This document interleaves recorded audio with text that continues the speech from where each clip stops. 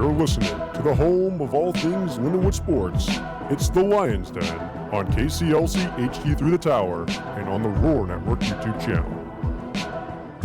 What's up, everybody? Welcome into our studios here at the Tower on the campus of Lindenwood University. I'm James Zugmeyer, joined by my co-host, Justin Powell, and by special guest from your undefeated men's rugby team, Mark Barbour. Thank you for coming on the show. Thanks. How you doing today? I'm all right. I'm still a little gassed from the weekend, but getting there. Yeah. So I'll go ahead and give us a rundown of what the show is going to be, just in case anybody hasn't listened. Essentially, we have a new athlete every week. We interview them for the first however long it really takes. There's no time limit. It's been getting longer. It has, and you know what? We appreciate that. And then after that, we keep you up to date with all the NCAA sports that are happening here on campus. And right after that, we talk about the 3 stars of the week as well as the team of the week, voted on you guys on Instagram at JackHim4 or at James Zugmeyer. And also be sure to follow the Tower and check out, if you miss anything from the show, check out the Roar Network YouTube channel. We always post the full video, and then we also have the video element, which is still a work in progress. But I think this week we have you framed up nicely, so you'll be looking good. And of course, we still have the crappy camera that keeps auto white balancing throughout the entire show, so that's awesome. Fun. But without further ado, I think we should get into this interview. And the first question we have for you is, how would you describe yourself as a person and as a player? It's a little hard. I've never been one for talking about myself very much. I don't know. I mean, I try and stay fairly humble, and kind of my outlook on life is lead by example. I like to try and do that on the field too, especially as a senior this year. As a player, my coach kind of wanted me to step into a leadership role this year, and I found the easiest way for me to do that is to lead by example rather than kind of by shouting at guys all the time and whatever. Yeah. As far as a player, I don't know. I mean, I just run out there and play as hard as I can every day. And hopefully that kind of shows to other guys. Yeah. Well, I got to ask you, these are like our first few questions we ask everybody. How did you get into this beautiful sport, and when did you begin taking it seriously? Okay, so how did I get into it? I'm American by birth, but I grew up in South Africa. We moved there in December 2010. And so the school I went to, it was a requirement. You got to play a sport. Really? So I picked rugby. And that was what I played. So I started when I was 6 years old, and I've been playing ever since. We were never really a big rugby school, not great at rugby. There's definitely schools out there that are really rugby focused, kind of how football is here in the States. Yeah. And there's a huge culture around it there. We were never that. We were just a small private school. And I want to say, when did I start taking it seriously? Once I got into high school, I kind of started developing a little bit faster than a lot of my teammates. Yeah. And then I realized I was like, I'm kind of good at this. And, I knew that I was going to move back to the States once I graduated because that's where all our extended family is. And so I started looking for colleges around here. And once I kind of realized that I could have a future playing rugby in college, that's when I really started taking it seriously. So you talked about how you pretty much had to because of where you went in South Africa. How different is it? You grew up in the South African rugby scene. How different is the scene there versus here in America? The first, major difference. Here, entry level is most of the time. I mean, they do have some middle school, primary school rugby here, but that's very few and far between. Most entry-level rugby in the States is once you get into high school, whereas in South Africa, you start playing when you're 5, 6 years old. Yeah. They have kids in kindergarten starting to play. It's very basic rugby on a small little field, nothing like what you see us doing on weekends. But I guess kind of like what I said earlier, the culture we have around football here in the States. Yeah. It's kind of like that, but for rugby in South Africa. So just kind of when the rugby team goes out, the whole school is there to support them, and they have all their war cries going on, and it's just, I don't know, it's hard to compare it really, But yeah, it's just a whole cultural thing there. No, it sounds exactly like American football. Like with the high schools, Yeah, everybody's I at the guess- I game. guess It's the so. one sport everyone gets behind. The rest of them, nobody shows up. Yeah. But football here, everyone's supporting that. Yeah. So I know you talked about how you wanted to move back to the States and everything because you wanted to be closer to that extended family. When did you first hear about Lindenwood, and what were your impressions of the program before you got here? I want to say kind of around 9th grade, 10th grade. I hadn't really been thinking that much about my future, and my dad had told me, he was like, college rugby is a thing in the States, even though, rugby isn't as big in the States as it is in South Africa. He was like, college rugby is still a thing. You should start, just looking at it, seeing what colleges are around. Yeah. And so I had several different colleges that I was thinking about. What was it? I talked to Penn State a little bit, which funnily enough, Very we're playing against topical. them this weekend. Yeah. But yeah, I did talk to their coach a little bit. And then, so I reached out to Coach Macy. I also talked to, who was it? Was it University of Arizona? I talked to them a little bit. Solid team. Because, back then, University of Arizona and Penn State were both top 10 teams. And so those were, I guess, my top three: Lindenwood, Penn State, and Arizona. And Lindenwood ended up coming out on top because, like I said, a lot of extended family in Kansas City, and so it just made sense. They have a top 10 team. Coach Macy, I don't think I stood out that much with my film that I gave him, and with the emails I sent him. But I did pester him a lot. I emailed him probably once or twice every single month for almost a whole year. And consistency. And, I like to think that I pestered him into signing me on. So it worked out. Yeah, that's the Josh Allen lifestyle. Yeah, pretty much. You're not getting recruited, just bother everybody, and eventually, hopefully, someone will take a look at you. So I'll go ahead with the next question just to kind of build off that. You talked a lot about you pestered him and everything and, tried to get that conversation going. What was it like, that first conversation with Coach Macy and everything?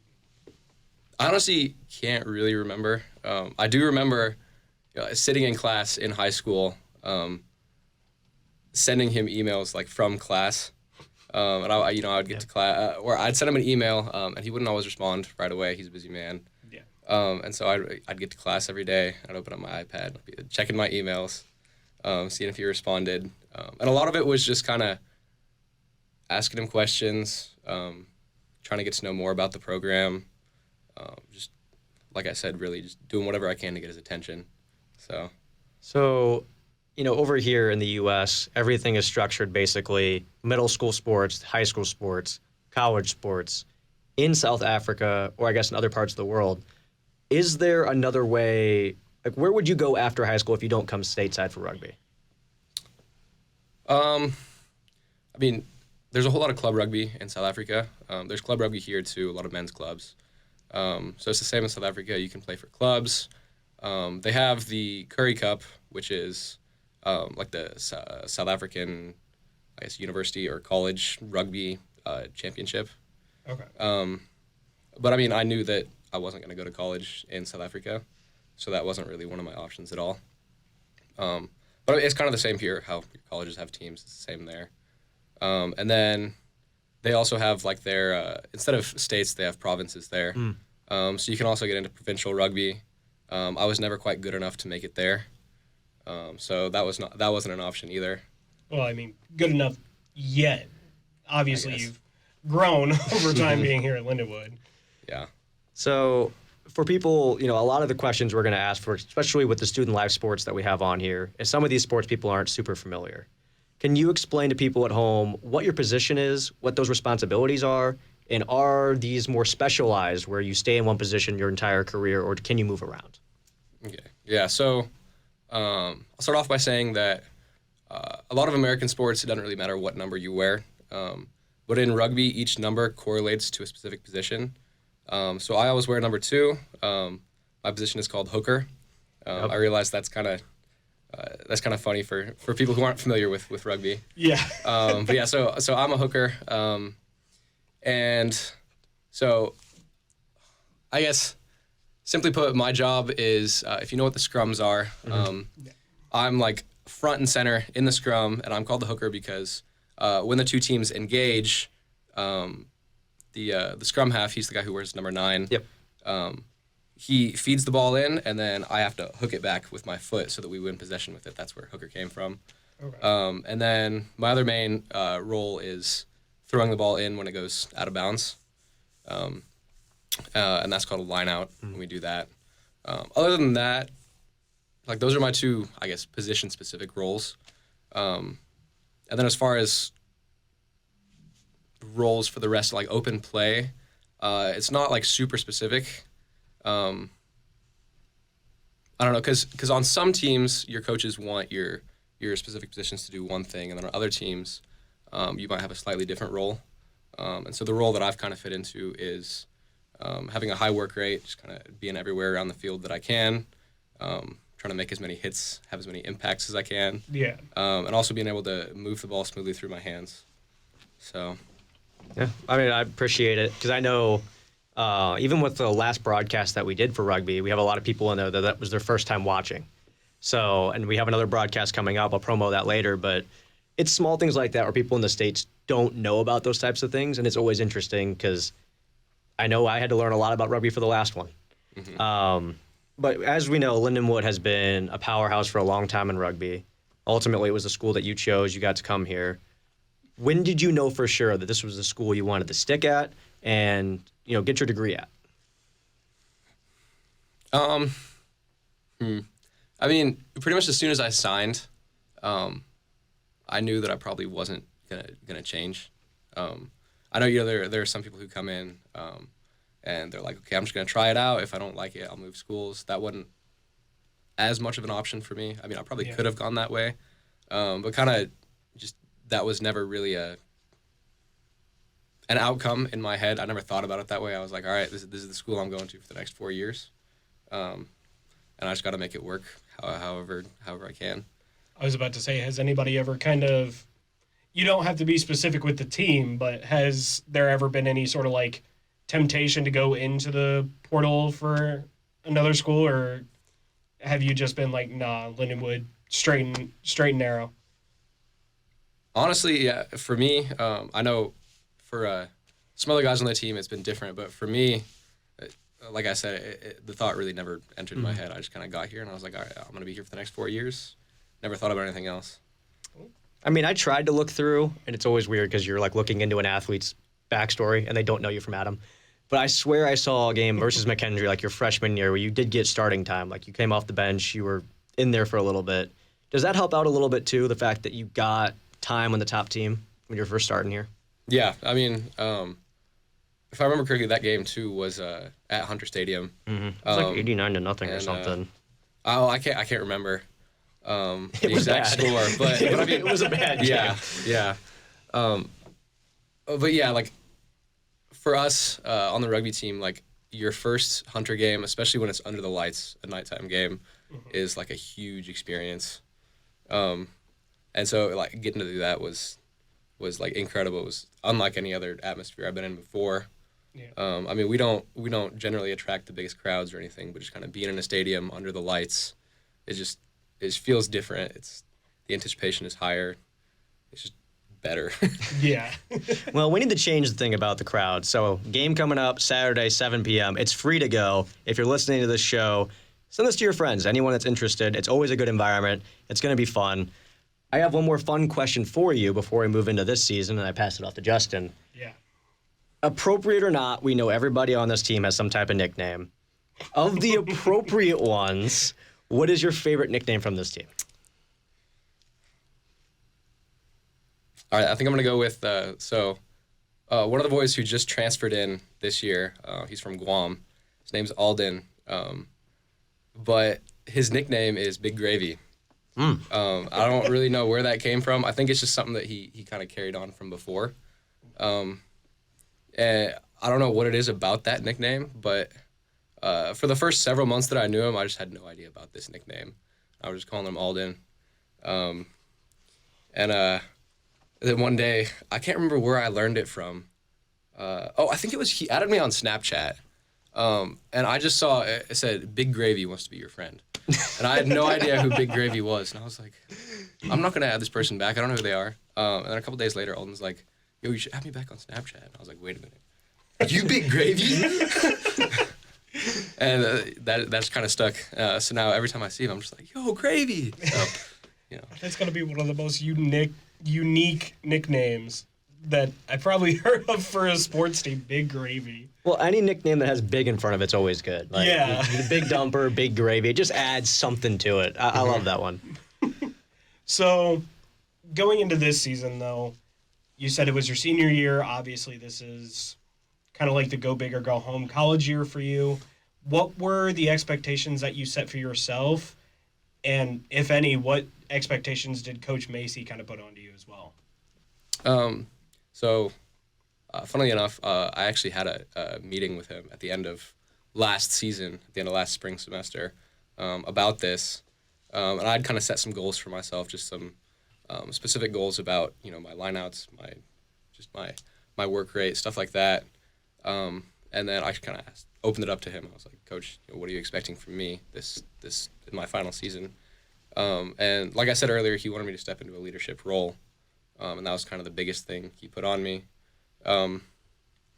It's been kind of hard because I've always been kind of one of the behind the scenes kind of players. I don't really like to stand out that much. Yeah.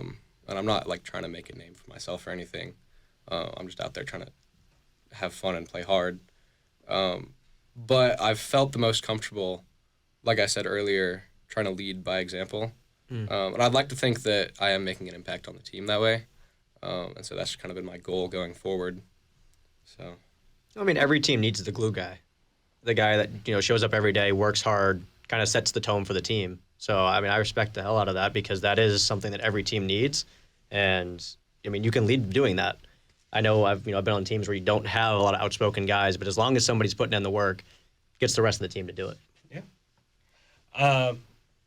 I know that's also kind of a thing that some other programs here, I work with esports as well, and one of their longtime players just graduated, and they kind of have a power vacuum that they're going through right now of they're all good players, but nobody's wanting to take that leadership role, so they don't really know what's happening. Mm-hmm. But so coming into the season, you're a top 10 team. What was the atmosphere and how was the team feeling when you were kind of trailing 21-7 in the 27th minute against a top 10 squad, Marion?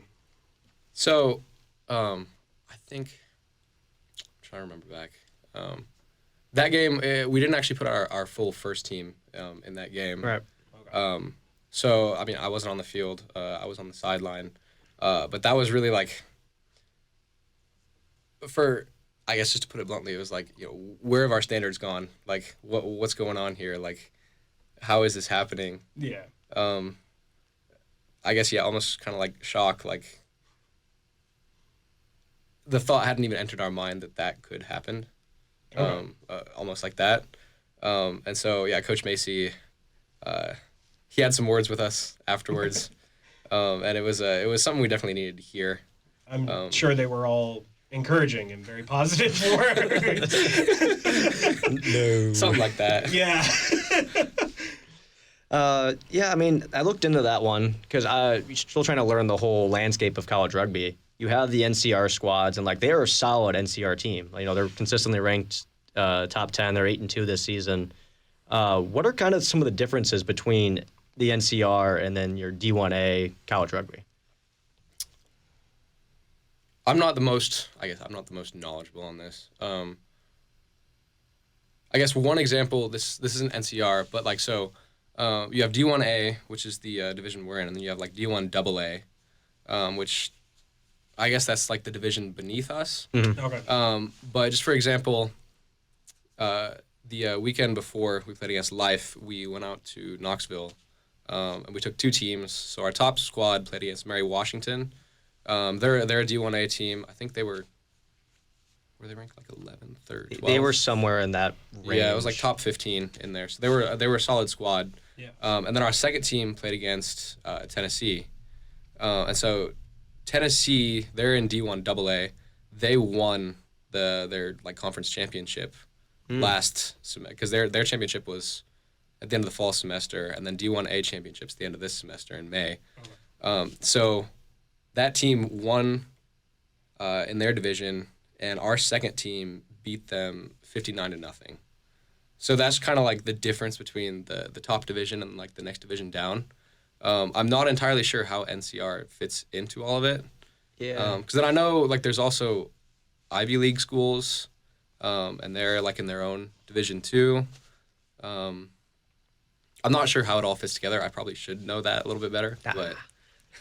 Well, I was like reading into it, and it said something like the D1A teams, they'll play a lot more games, where over there it's, there's less schools doing it. Their championships are in the fall for NCR, I'm pretty sure. I could be completely BSing right now, but I did a little bit of research. But it seems like it is kind of a lower level, and that's why I wanted to ask, because it's not a game that Lindenwood would expect to be trailing in, like you said. So the kind of that shock factor, we're a national championship contending team, we're trailing here. But like the last few years, Lindenwood has felt like a team that could compete. Go out there, try to win the Natty. And this season, you guys are undefeated. What has made this team so successful, even compared to the last few years where maybe only 1 or 2 losses on the record, but this time, perfect so far? That's a little hard to answer. I mean, I don't even know if there's anything that's like glaringly different from teams we've had in the past. Because we've still had a whole bunch of speed bumps and kinks that we've had to work out throughout the season. We still have a whole bunch of work-ons. Even through the Life game, we beat Life, which was a huge win for us. There are still tons of things in that game that we're not 100% happy with, and that we need to work on. I mean, don't get me wrong, we're incredibly happy that we won. Yeah. But there's still like always room for more development from us. I don't know. I mean, one of the biggest things we put emphasis on in kind of our team culture is like brotherhood. Yeah. And I'd like to think that that's kind of what's carried us this year. It's been a big thing in years past too. But just that sense of like you're running onto the field every game with not just your teammates, but with your brothers. And two, we have a lot of grit. A lot of games we start off pretty slow for the first 15, 20 minutes. It's kind of like, we're struggling to wake up. It's like, what are we doing out there? But especially like once we get under a lot of pressure, if the other team scores first or whatever it is, we do a really good job of just kind of slowing it down, hunkering down, and then starting to move back forward again. I think that's helped us a lot this season. So, and you bring it up, and obviously we got a couple questions about it. Life University, they've unfortunately kind of been like the dark omen for your guys' season the past couple of years. So, how did that affect your guys' like mindset going down there that weekend? How did you guys sort of approach that in a mental headspace? So, our mindset, I mean, we spent the entire week, like we had specific, work-ons for our strategy, like in the scrums, in attack, on defense, just tactical things that we were doing to specifically counter what Life does. But at the same time, I guess our mindset was not as much about winning itself, but on being the team worthy of winning. And Coach Macy put a huge emphasis on that. Yeah. I mean, even from the beginning of the semester, when he laid out our roadmap, he talked about that. But he doubled down on it this last week while we were preparing for it, is be the team worthy of winning. Okay. And, obviously you guys did it. You beat them. And you told us that you kind of laid out that roadmap and everything. It looked a little, rough near the second half. So how were you guys able to sort of respond and sort of shift that focus back to the initial game plan for that second half so you could, slay the giant? Mm-hmm. I think part of what hurt us was our vice captain, our number 10. So for those out there that don't know, number 10 is called the fly half. He's kind of the closest equivalent to a quarterback that we have on our rugby team. He's like the attack coordinator. And he got a yellow card, which means he's off the field for 10 minutes. So we're playing one man down for 10 minutes. And that was like really late in the second half. In the first half. And so I think like the first 6 minutes of the second half we played with only 14 men, which puts huge pressure on you. Yeah. Especially, once Life gets the ball, they're a man up, so they take advantage of that. We ended up on defense for a long time, and playing defense is a lot more tiring than playing attack on the rugby field. Yeah. And so we were able to kind of hunker down and hold them off, but it was tough. So let's look ahead. You guys get the big win. Ultimately, you have some games coming up. I mean, you still have Penn State, Davenport, Iowa State, teams like that. None of these teams are currently super high in the rankings. So how does this team stay focused and just make sure they keep that intensity going throughout the rest of the year? One of the things we talked about in practice yesterday and in practice today was, now that we've kind of overcome the biggest roadblock of the season before we hit playoffs, don't let off the steam. Don't take your foot off the gas. Yeah. Just keep going. Kind of after we beat Life, now it's kind of, there's all this elation. Kind of, we're feeling great, and we feel like the best team in the country now. Yeah. And so it's now as we're going forward, even though these teams we're playing against might not be as good, it's like still prove that we are the best team in the country. Yeah. Don't take our foot off the gas. Just pound them into the ground. Keep going. So. And then for the playoffs, I guess just walk us through what does seeding look like the selection and everything, and what would it take for you guys to get solid home field advantage through most of the tournament? Yeah, so with this win over Life, we were ranked third, they were ranked second. So now that we beat them, we're guaranteed home seed for the quarterfinals. At least I believe that's how it works. So the way the playoffs work is I think it's top 8 teams from the West, top 8 teams from the East. So you have your round of 16. We get a bye week for that. And then move into quarterfinals, which we'll get home seed for that. And then this weekend when we play against Penn State, Navy, who's currently ranked first, will play against Cal, who's ranked fourth. And then the outcome of that game will determine seeding for the semifinals. 'Cause I believe if Cal beats Navy, the Navy won't be first anymore, and Navy's from the East. So if Cal beats them, they'll drop below us in the rankings, which means we get home seed for semifinals. Because I guess I didn't explain this when I said top 8 from East, top 8 from West. It's like all the teams in the East play against each other, all the teams in the West play against each other, and then the top East plays against top West in the final.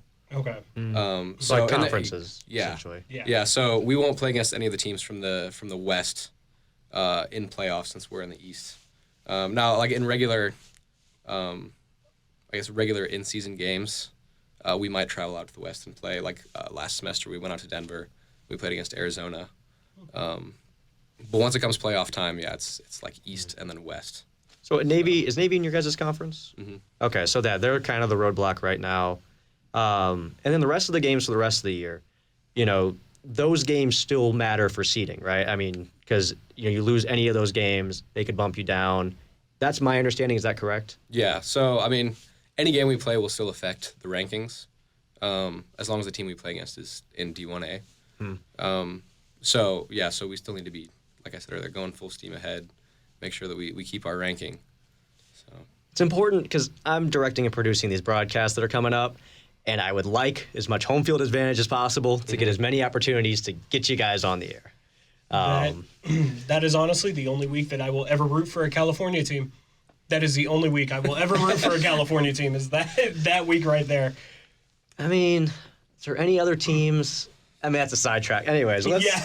let's move on to the fun questions. We can talk about that later, but we used to do some sports shows together. And we definitely have some opinionated views on certain cities and states. Again, like I said, the only California team I will ever want to win any game is that one right there. So I'll kick us off with the first sort of like fun question. I grew up here in St. Louis, you know, whole life. I went to high school like 15 minutes down the road and everything.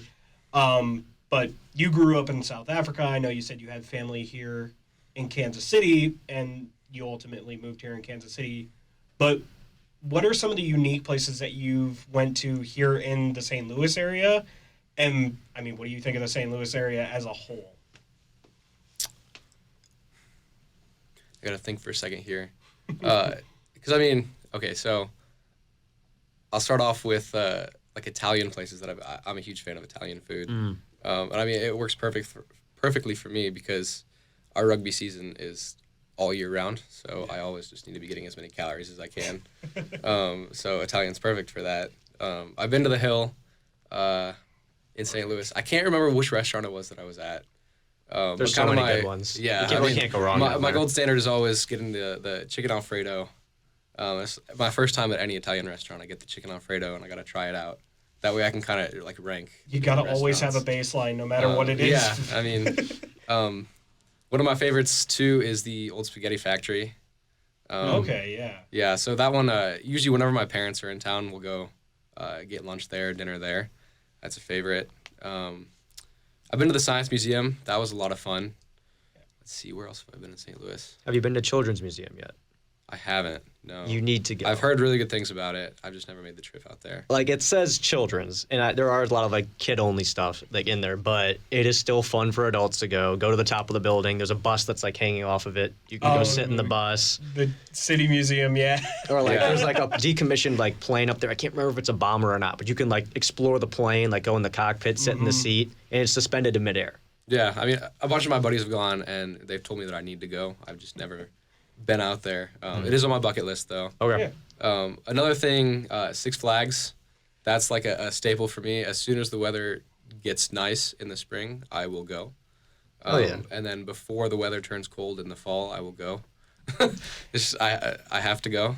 I think one of my favorite times to always go was Fright Fest, because they always dress it up real nice, and it was always fun to see who got scared there. Yeah, I mean, and being able to do the rides at night. Yeah. That's a lot of fun too. Yeah, I've been to Fright Fest twice, so. It's like the best time to go. Yeah. Let's see. I guess back to Italian places. One of my other favorites is Fratelli's. That one's here in St. Charles. Yeah. That one's a really great place to be to, or to go to. Because that one's right down the road on Zumbo, right? Mm-hmm. Right across, yeah. Yeah, just like a couple exits down the highway. Mm-hmm. I've been to the zoo here in St. Louis too. It was kind of crazy. I had never been to a zoo where entrance is free before, where you can just kind of walk in. We're one of the few. Yeah, so I think it was freshman year we went.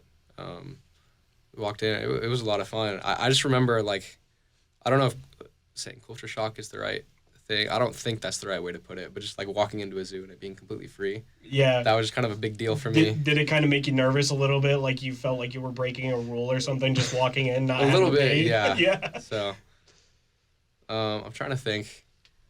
I think that about covers most of it.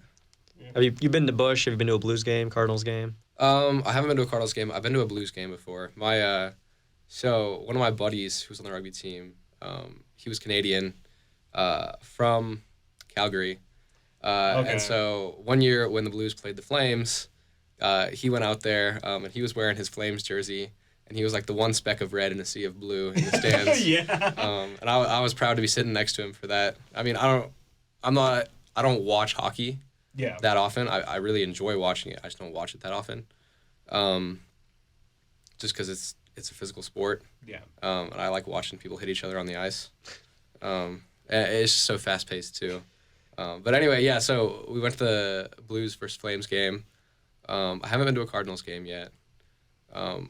I've been trying to get more into baseball, kind of more recently. I've kind of had a hard time with it though. Yeah. Fair. I think part of that is because growing up in South Africa, cricket was a thing. And I played cricket for a couple of years when I was younger, but I just couldn't really stick with it. Yeah.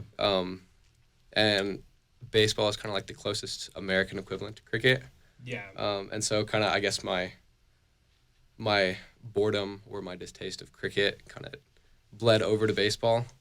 And kind of more, like I said, more recently, I've been trying to get more into baseball. Yeah. Because I realized that's a little bit unfair to let my opinion of cricket affect my opinion of baseball. It's a very different sport, like similar kind of concepts, but.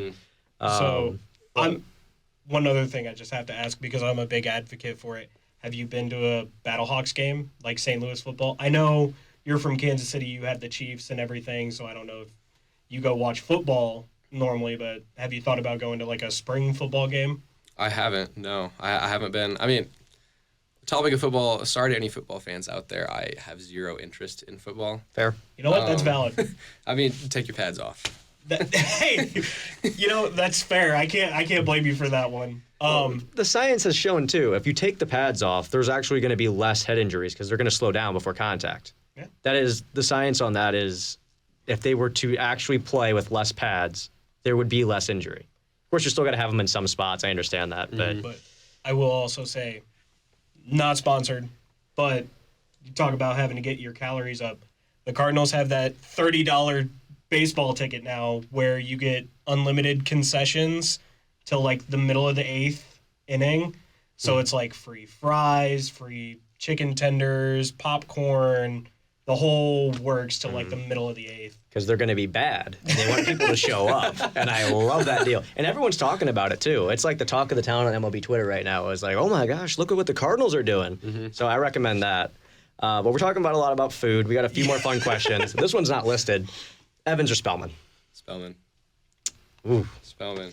I was telling my coworkers today at work because I'm an RA here on campus, and so we were sitting in the office today. We're doing house checks this week, and so we were sitting in the office before we were about to go out and check the houses, and I was like, "Listen, does anybody else want food? Because I'm really hungry. I need food before practice today." And they were suggesting going to Evans, and I was like, I can't remember the last time I've been to Evans, and my tummy has been so happy since I haven't been going to Evans. When was the last time you went? Do you know? Probably the first week of the semester, and then only because it was like a work thing. Okay. I'm an Evans lifer.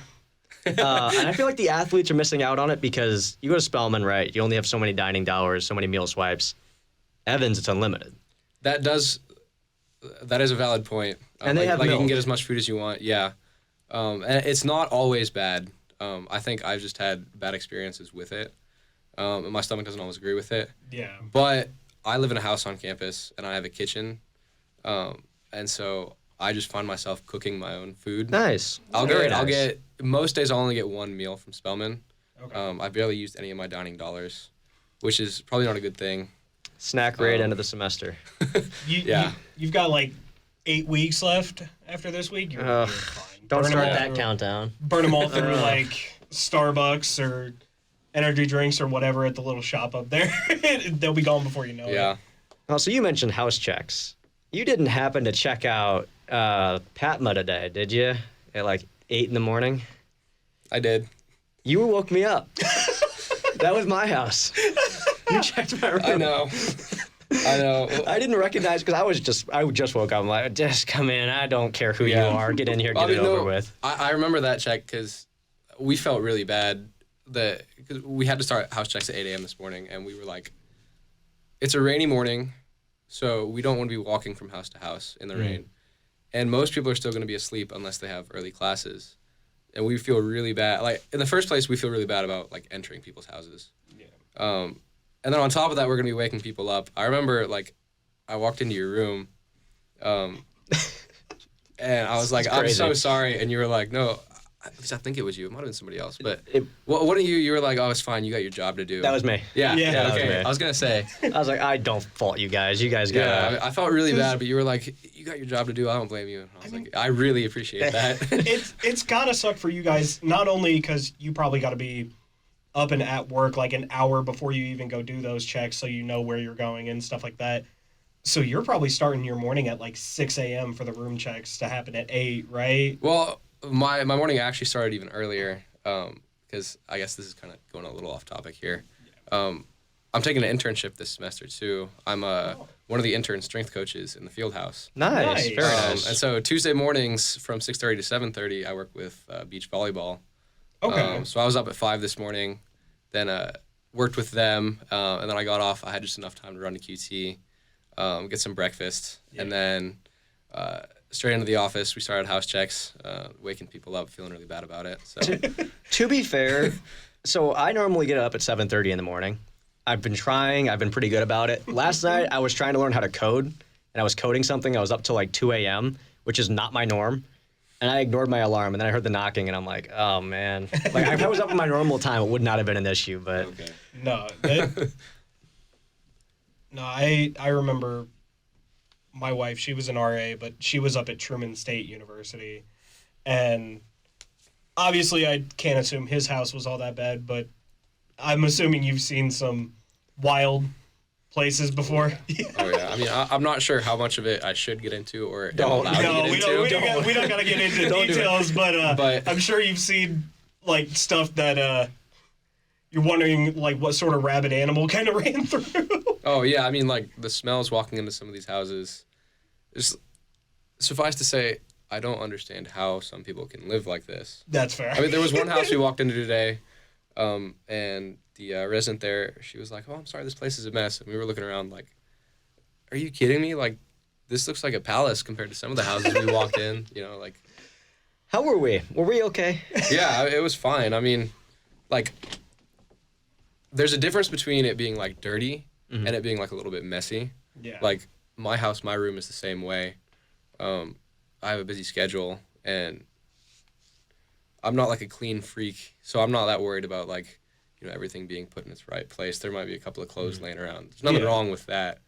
But that's completely different from like just the dirtiness that some people have. Okay. Yeah, we try our best in our Exactly. house because we don't want to live in filth, but like we do just throw stuff all over the place. We thought we were going to cook more this semester. We have a bunch of stuff in the kitchen that we haven't touched. Like one time, once again, Evans Lifer, 3 meals a day if I can at Evans. So, yeah. well, I think I'll put us back on track here with the next please. question. Go ahead. So, let's say go to bed tonight, you wake up tomorrow morning, you are now the commissioner of all of college rugby. You get to make the decisions, you get to basically run the whole show. What about the rugby landscape would you change? Like, what first thing you would change right away? That sounds like an easy question, but that's honestly a really hard one to answer. This is normally the one that stumps. Yeah, some I mean, I people. might end up sitting here thinking for a second. Let's see. What would I change?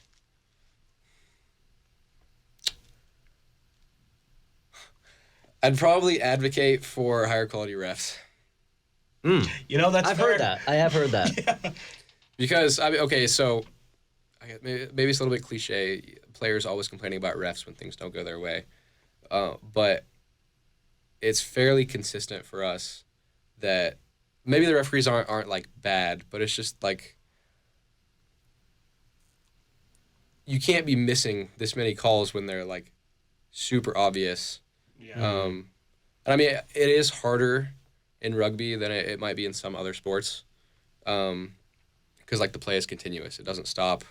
And there's like a whole lot of guys you got to be looking for. There's a whole lot of like really minor rules that a lot of people don't know about. Yeah. But like when it's consistently like the same problems that referees are missing, I mean, for me personally, as a like the guy front and center in the scrum, Yeah. the majority of the referees that we have never been in a scrum before. They don't know what it's like to be in a scrum, and they don't know how to officiate a scrum at all. Yeah. You know, it's one thing when they take their referee courses, and it's like, you know, they see the rules on paper. But once you get to our level of rugby, it's essentially like what we call like the scrum dark arts. And that's when like both teams are trying to figure out, you know, what like tiny little minute changes they can make, you know, whether it's altering your foot positioning, your head positioning, the angle that you drive at, just like little things like that. Like when you're watching it, it's just like 8 guys versus 8 guys just pushing straight into each other. Yeah. But it's way more complicated than that. And there's like a super high skill ceiling to be good at it. These referees are just completely unaware of a lot of that stuff that's going on. And so they call things wrong all the time. And I understand that no referee is ever going to be perfect.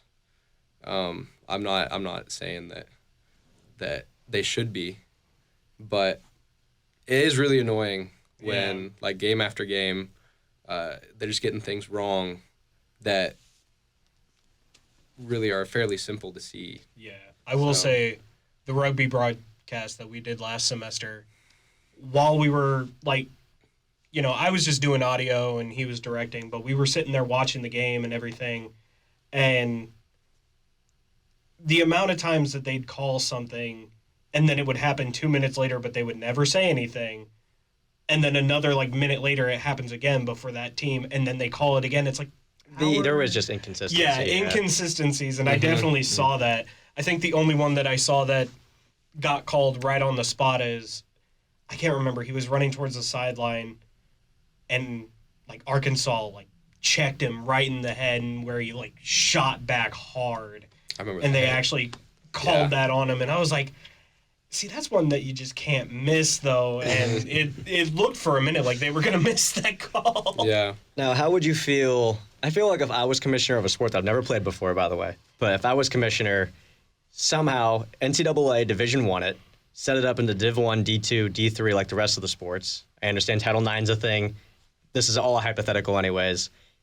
Accurate roster checking for all the teams. All the teams need to keep their schedule on their website updated, so I don't have to dig through their Instagram.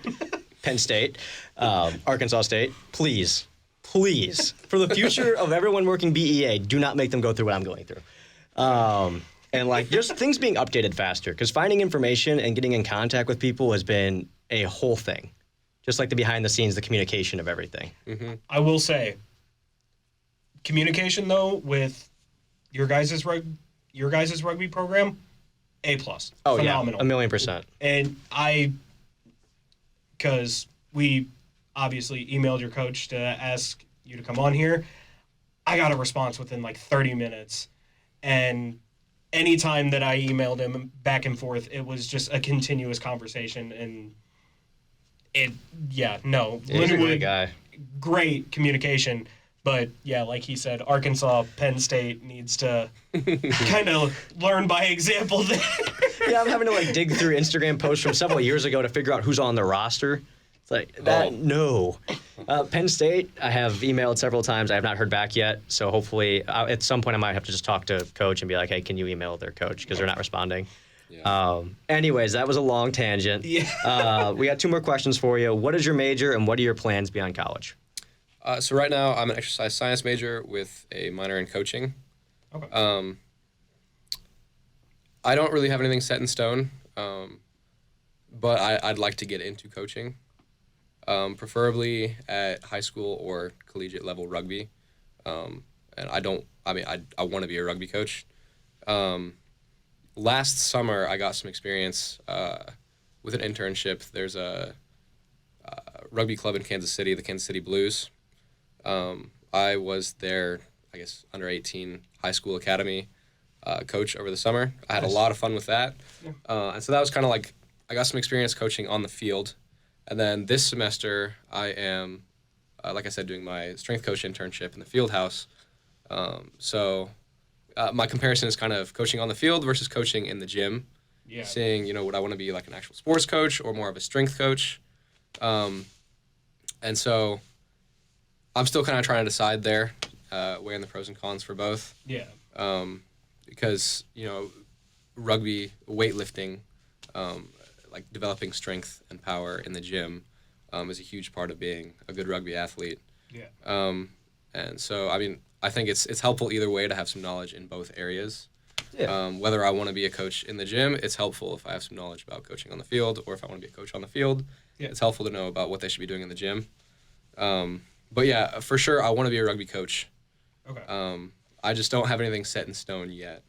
I will say, pure hypothetical, you graduate, Lindenwood wants to bring you back for like an assistant position, like an assistant strength coach or something like that, kind of like a starting coach. Did you take that job just so you could be here at Lindenwood and keep coaching here? Or? That's something that I've been thinking about because, I mean, we already have, like, one of our assistant coaches, Coach Duff. He's Lindenwood alumni. He was on the rugby team however many years ago. And then we have a couple other, I guess, volunteer coaches who just come out whenever they have the chance to and help out at practice. So that's already something that Coach Macy does for guys who used to be on the program. It's not something I've talked to him about yet, just because I'm still, like, thinking about it. Yeah.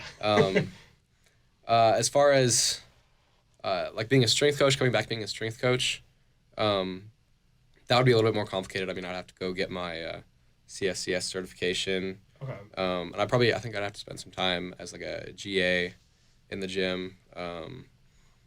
So it's kind of been in the back of my mind. I haven't spent a whole lot of time thinking about it. Yeah.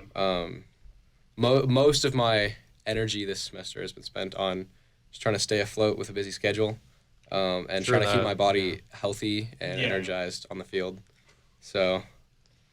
Yeah. But yet you go to Spelman. I have nothing against Spelman. I just got tired of it. I'm with him on this one. I think you're the odd one. I can't agree with that. I mean, that's partly why some days I'll get a couple of meals there, but most days it's like one meal there, and then I'll cook breakfast at home every day. Nice. And then most days I'll make food at home for dinner too. So. Well, it's a good way to start your morning. You get out of bed, you get something done, you cook something. I think there's a lot to be said for that. But we have one more question. Justin, take it away. So this is the capstone question that we kind of ask all the athletes, and it is, what is something about rugby that you wish, somebody like me or somebody like James understood more? Somebody who may not know rugby as well, or just they're getting into it.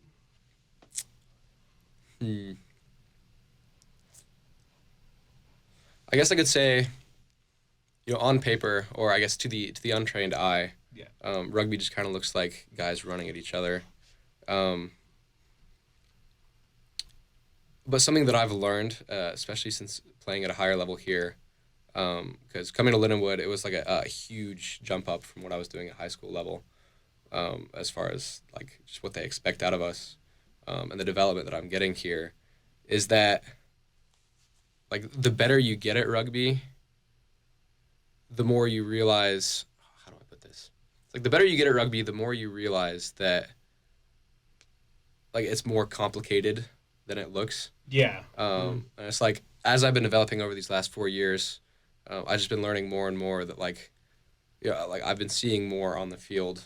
And it's something that we talk about a lot, like rugby IQ. Yeah. Just kind of being able to read the play, being able to just read the field like continuously as play is going, because play doesn't stop. You don't have a chance to pause and just be like, all right, here's what they're gonna do, whatever. It's like, as guys are consistently moving on the field, it's like just being able to read that, and so something I guess that I'd like people to understand is that like rugby is actually a really, really, really complicated sport with a lot of like really, how should I put it? Like there's a lot of minor rules and interactions, things that like don't really stand out, and like at lower levels of rugby just aren't really a thing. But kind of as you get to higher levels of rugby, like you can appreciate it more and more. Okay. And so it's for people just not just to think that rugby is a simple, straightforward game of guys just running at each other. It's not just football without pads. It is its own unique sport. Yeah, with its own it's unique really set of complicated, rules. really intricate. Yeah. All right. Well, this weekend, you can watch Mark and the rest of the squad on Saturday at 7 p.m. versus Penn State on the Roar Network YouTube channel. Or, and we'd all prefer this, go watch in person, bring some energy. I'm directing that broadcast. So if you want to like bring a sign or something and you want to be on camera, do it. Because I will get the camera on you at some point. We will break up the action. Because, I mean, that's part of the fun. You go to a game, you get to be on TV. I will I say, think that's part of the appeal of that. it is very much, we would rather put Lindenwood students onto the broadcast, because last semester, unfortunately, the only like fans that had any energy were cheering on Arkansas. So it was like, man, But the second and third teams in the stands are fun. yeah. They're just rowdy. Yeah. They're a lot of fun. And also, if you do want to be in the stands, you do have to go to the far side. So you can't sit in the nice seats. It has to be the bench seats on the away side if you want to be on the broadcast. But there are some spots over there where we can get you on. Anyways, that's the tangent. Be sure to go support the team. Mark, thank you so much for coming on the show today. Yeah, thank you so much for having me. Thank you very much. I appreciate it. All right. Well, I will walk you out, and then Justin, I think it's time to go into the Lions Den. Yes, sir. Yes, sir. All righty. Go ahead. It's time to go inside the Lions Den and break down every current Lindenwood sports team. Alrighty, so this is a short little bit that, James is gone. I have the studio to myself, and I can say whatever I want. I'm kidding. First, we're going to get into men's basketball. Unfortunately, they extended their losing streak to 4, but they ended up breaking it against Western Illinois to end the regular season. So while they didn't have the best performance near the end there, they were at least able to break that sort of losing streak going into the playoffs. Anias Futrell had a great game. Unfortunately, the rest of the team just couldn't get around him to sort of build off of it. But that Eastern Illinois game, it feels weird being on that side of the station, doesn't it? Yeah, I don't have any control. I can't see the laptop. I can't change my mic. Also, my mic needs bring that mic down to 0. Mic I got 2, you. bring it down to 0. Yeah. There we go. I got you. All right. Huge. Don't worry, everybody. For those who could see the video component, we will swap seats. This is not the normal. Am I in frame? You are. You're actually quite good in frame. Hey, you're not looking at the side of my head. My nose isn't sticking out. Like They're I've been looking at the side of my head. Yeah, I need to change the camera angle for next show. But let's get back to basketball. Let's get back to basketball. Unfortunately, that was the final home game of the season, though, so they couldn't defend the barn towards the end. They ended up losing that last home game. But again, Western Illinois, they ended up beating them, so ended the season overall with a win. And then, overall, couldn't finish the best way, but they definitely finished strong. I mean, yeah, they got the win at the end. What we're going to do now is we're going to swap seats. So Yeah, we're gonna swap seats. Around the world. I call me Daft Punk. Alrighty. Let's talk about these games and the current view that we have of your Lindenwood basketball team because, we were high earlier in the year. I remember the beginning of conference play, the women's basketball team, they got off to a decently, a slow start. For their standards, they lose their first one to Western Illinois. At the time, we're thinking Western Illinois isn't all that good. That was wrong.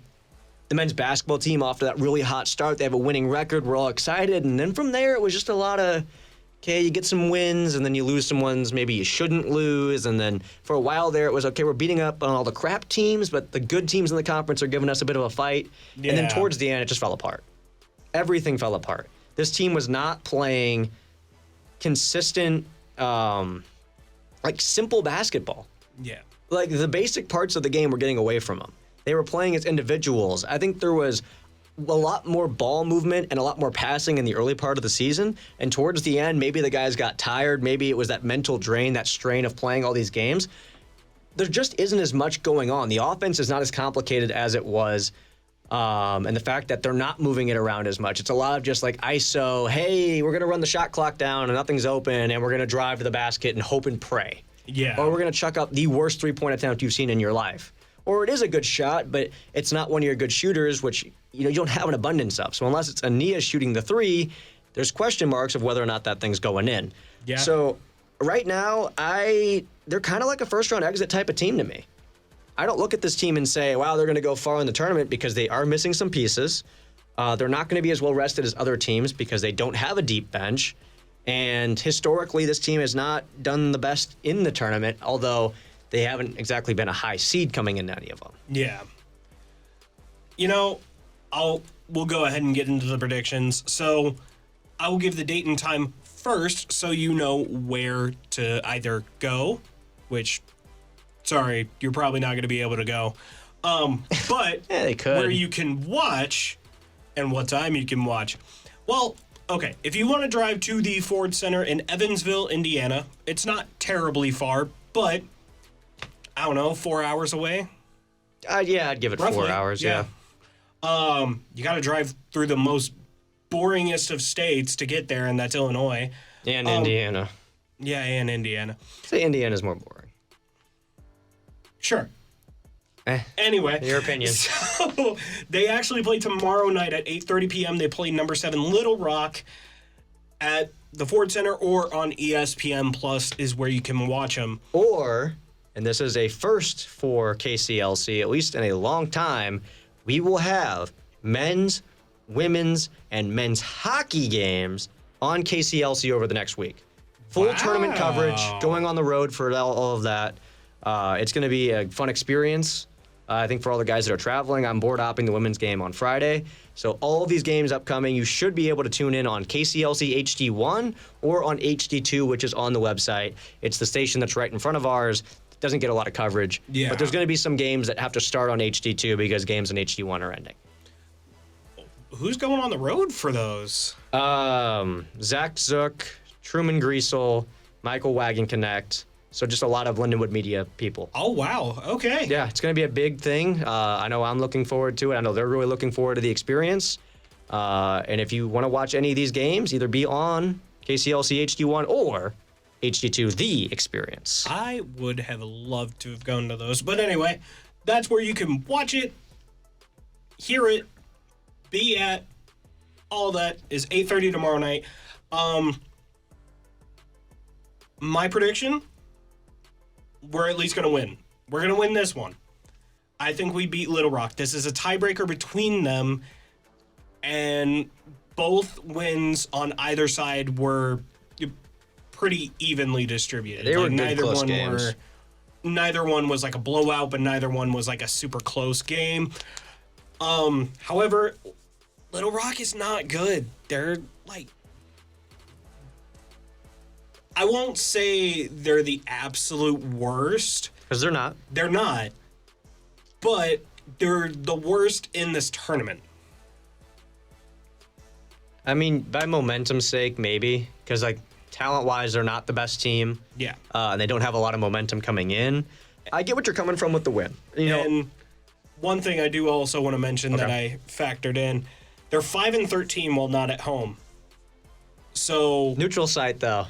it's neutral, but 5-13 when they're not playing in their own house. No, I mean, that's a very fair assessment of them. I mean, you look at the end of the season, though, and, like, yeah, Little Rock didn't start off as hot as Lindenwood did, but both of them kind of struggled against the same teams, beat the same teams, and Little Rock has a team that has more playoff experience.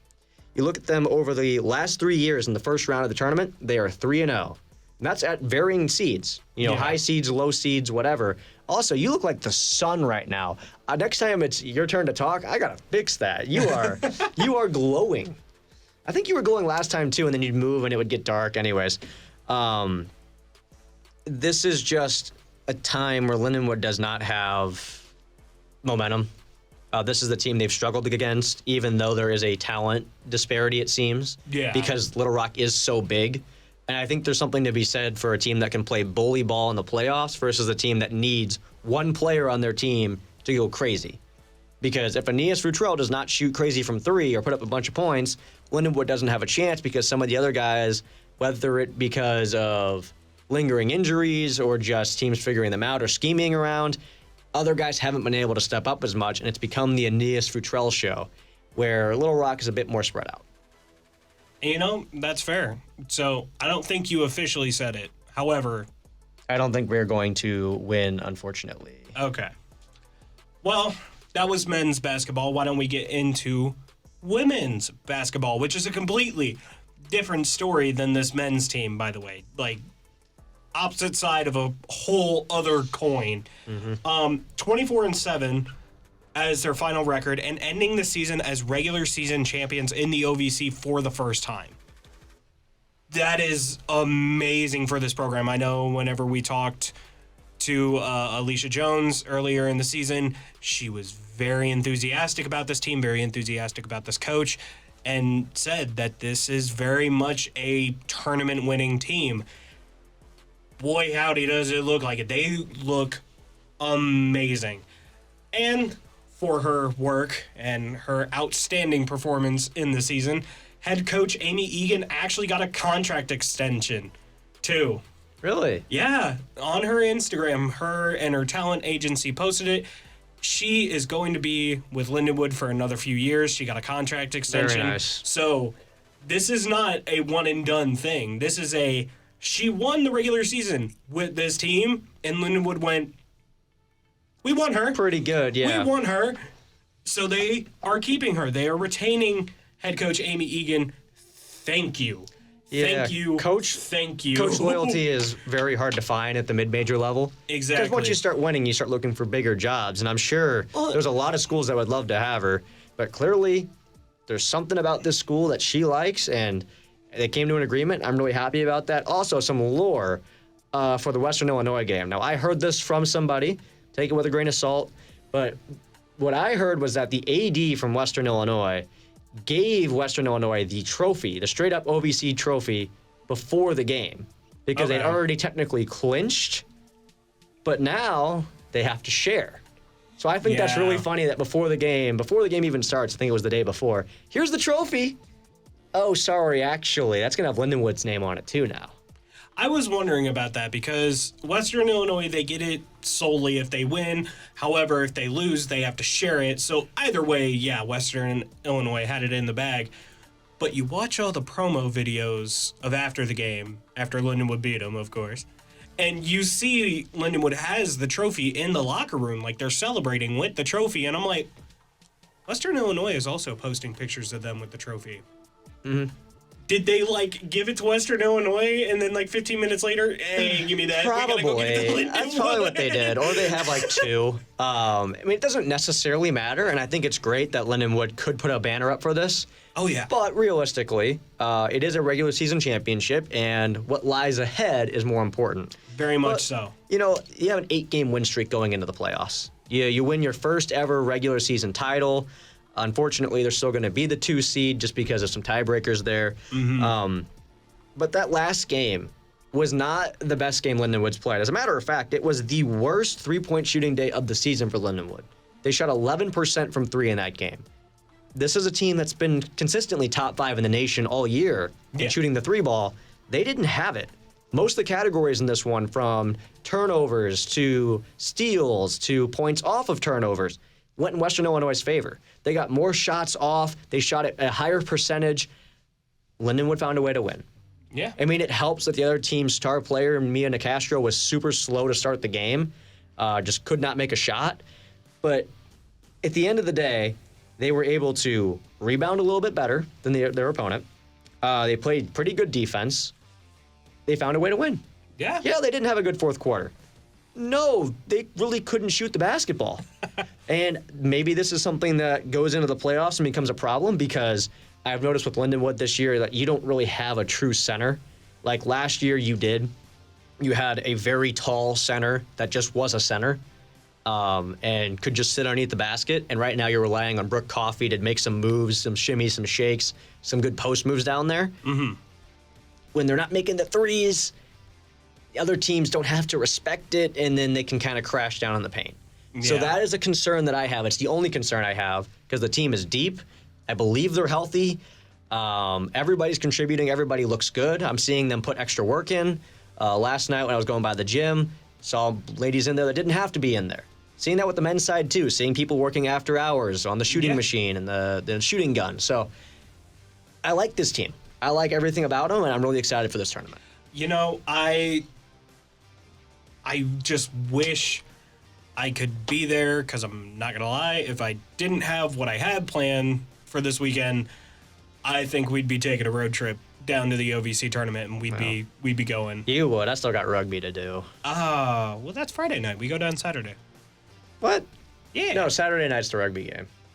Oh, then we'll come back earlier on a Saturday. It's fine. Anyway. The math is not mathing. Either way, it's a hypothetical. I'm not here to be a math major. I'm here for broadcasting. Yeah, I didn't come here to play school. I came here to play Lions Den. Exactly. So we obviously don't know who they're playing, so we can't really say a prediction because well, we don't know who they're playing because Yeah. they're playing in the semifinal. And they got a double bye too, so we can't tell you like there's 3 teams it could be. We literally cannot predict it because there's just no way to predict who they might win without making this segment like 30 minutes long going through all the teams. Right. So I'm just going to tell you, Friday, March 6th, 3:30 p.m., they are playing at Ford Center, or you can watch them at ESPN+. Either way, watch them. Drive out to Evansville if you really want KCLC's to. a thing. KCLC's They might gonna have be a watch covering party. it. I feel like athletics, they have done it in the past. There might be a watch party, and the watch party usually has a bunch of parents there. I'd like to Athletics. change that. Athletics, please. Watch party. Do it on the football field. Throw it on that big screen. It's gonna rain. Is it? So what they could do Never is mind. bring it inside Highland and throw it up on the video board. That's what they did last year when we were in the NIT tournament, Oh. and it worked. It was okay. That or Jay Shy doing it in the theater. Yeah, I could put it on the projector. Yeah, That'd be cool. that'd be cool. I'd like that a lot more than the basketball. Because basketball is weird when you're sitting in there, because only some of the sections have the actual seats, I think and it like helps you're looking with up the- like this the whole time. I think it helps with the immersion if you put it in the basketball stadium, but with Jay Shy, comfy seats, big screen. Get people to watch basketball. Also But the Lark Theater, but it might be too small. But having it be the packed, Lark Theater would be way too small. I don't know how many people are going to show no, up. They've got that the outer board. The board that's on the wall right outside of the theater.